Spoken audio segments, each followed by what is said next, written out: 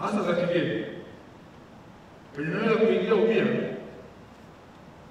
wamekuwa wakitafuta kampuni ambazo hazina uhusiano na kile ambacho wanakifanya.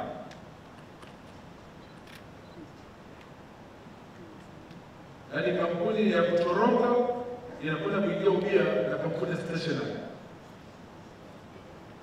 Transfer ya teknolojia hauipati popote na inakiuka kanuni ya 4, kanuni B, ambayo inazungumza kuhusu kuwajengea uwezo wa Tanzania kupitia ushiriki kwenye sekta ya madini. Naelekeza katibu mtendaji wa tume na mwenyekiti wa tume kwa hapa kufanya marekebisho ya kanuni hii, kanuni ya 8, kanuni ndogo ya 6,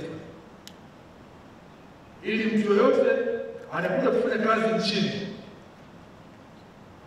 akiwa anaingia ubia na Mtanzania, iwe ni kampuni ambayo inafanya shughuli ambayo inahusiana, ili huyo kuna transfer ya teknolojia ya ukweli na sio maigizo.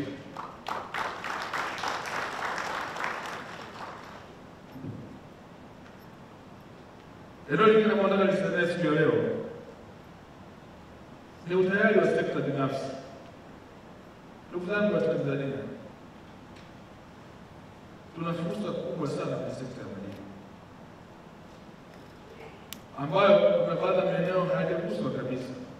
Niwaombe mwitumie nafasi hii vizuri ili muweze kunufaika na sekta ya madini. Yako maeneo ambayo bado kabisa hayajaguswa. Kupitia kampuni za Kitanzania, jitahidi kuweza kuwa mnafuatilia kupitia tume ya madini na kufahamu fursa zilizopo ili mjitokeze kwa wingi. Tutafurahi sana kama jambo hili litatimia. Lakini pia mmeziona taasisi za fedha hapa, benki mko hapa, niwaombe mwawezeshe wa Tanzania kibitaji ili waweze kufikia malengo na makusudio ya ushiriki wao wa 100% kwenye sekta ya madini. Mheshimiwa Waziri, uzingatiaji wa ushauri wa kamati umekuwa na tija kwa wizara, na miongoni mwa matokeo yake ni kuendelea kufanyika kwa majukwaa ya kutathmini utekelezaji wa namna ya kuwawezesha Watanzania wanaoshiriki katika sekta hii ya madini. Na ili nchi yoyote iweze kunufaika na rasilimali zilizonazo, ni lazima, sio hiari, ni lazima wananchi wake wawezeshwe kushiriki katika uvunaji na uendelezaji wa rasilimali katika nchi hii.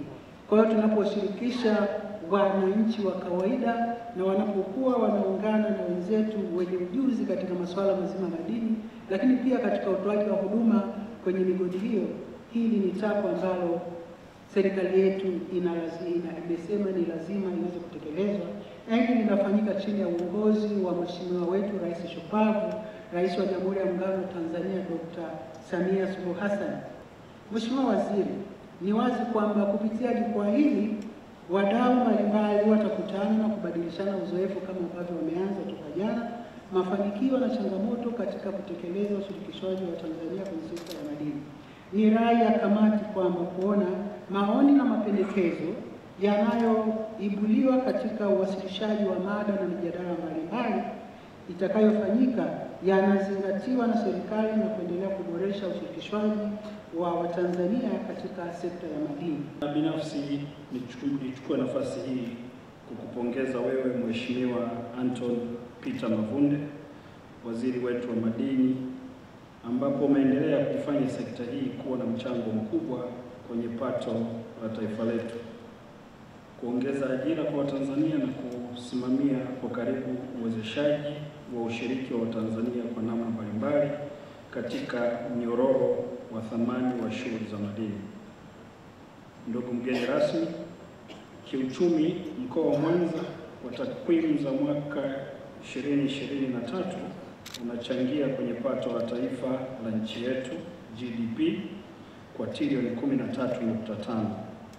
Mkoa wa Mwanza ni mkoa wa pili kwa kuchangia kwa asilimia kubwa kwenye pato la taifa, ambapo Mwanza unachangia kwa 7.2 na mkoa wa kwanza ni mkoa wa Dar es Salaam ambao unachangia kwa 17.1.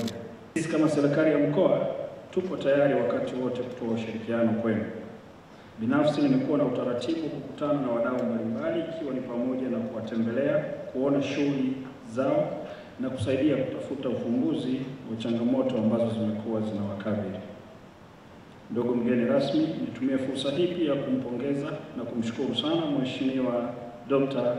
Samia Suluhu Hassan, Rais wa Jamhuri ya Muungano wa Tanzania, kwa utendaji wake uliotukuka na kuleta tija ya kuvutia wawekezaji hasa katika sekta hii ya madini ambayo inaongozwa na wewe Mheshimiwa Anton Peter Mavunde.